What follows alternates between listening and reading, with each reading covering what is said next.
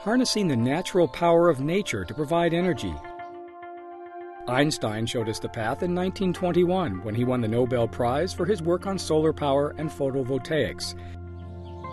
And now, in this serene setting above Lake Hodges, 62-year-old Del Dios homeowner John Stewart has gone fully solar.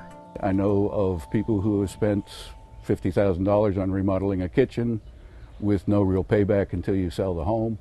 This has a payback when you sell the home as well as a payback month by month. It's reduced my power bill from about $175 a month to $7 a month.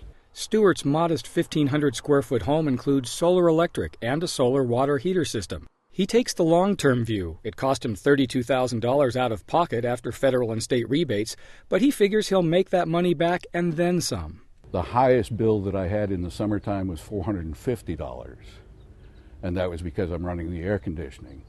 So again, to me, this is like free air conditioning.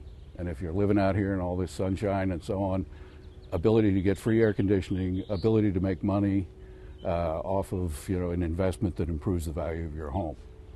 Seemed like a no-brainer, plus doing something for the environment. The meter is probably running backwards at this point.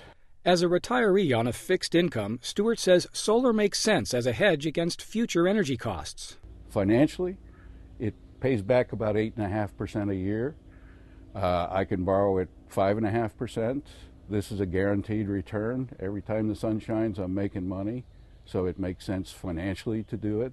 Paying for solar conversions does require some upfront investment. But Andrew McAllister with the Center for Sustainable Energy says there are financing methods to make it work for your home. So a homeowner who wants to go solar with photovoltaics can expect roughly about a quarter of their system cost, a quarter to a third of their system costs to be covered by these various rebates.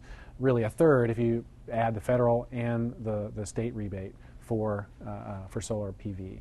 The Center for Sustainable Energy is a one-stop shop and a good first step to find out the ins and outs of going solar.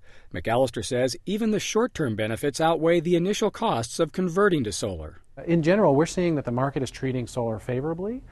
The trend towards green is only getting stronger. Long-term electricity rates, I think, in the California environment, it's a good assumption that they will continue to rise a certain amount each year. And so solar really is a hedge towards those price increases. Once you have your system, you're generating your own energy. Much of San Diego is ideal for solar. There are dozens of subdivisions that would be ripe to use the sun's energy. What if all these homes were solar?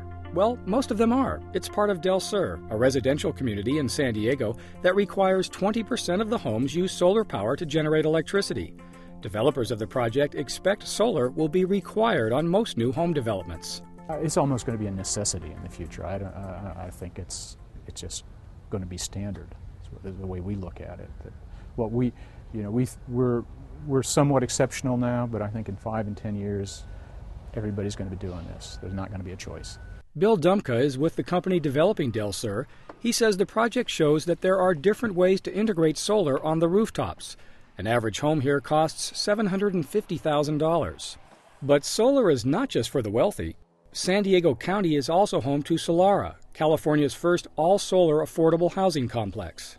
Our carbon footprint has been reduced by 95%, which is equivalent to taking 300 cars off the road every year or planting about 5,400 trees every year. She says this is the first apartment complex fully powered by the sun, and they have a unique solar design. I have 836 solar panels here generating 142 kilowatts, and you don't see them.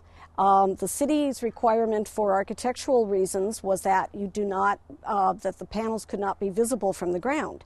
And I think our architect, Rodriguez Associates, did a wonderful job successfully proving that you can have this much solar with any kind of architectural design. The utility bills for each unit run only a few dollars a month. From large planned communities to apartment complexes and businesses, San Diego is moving toward a solar future. And that future is now for Del Dios homeowner John Stewart. Now this house was ideal for it because the house runs east-west, the roof is sloping to the south. We get plenty of sunshine out here. We're a little bit inland from the coast. So, this was an ideal setting to do it. See, this is what they give you now. Instead of the old you owe us $26 or whatever, they give you a statement for each month. We're making money standing here. I mean, what can you say to that? Stewart's not only saving money, he's also reducing his carbon footprint.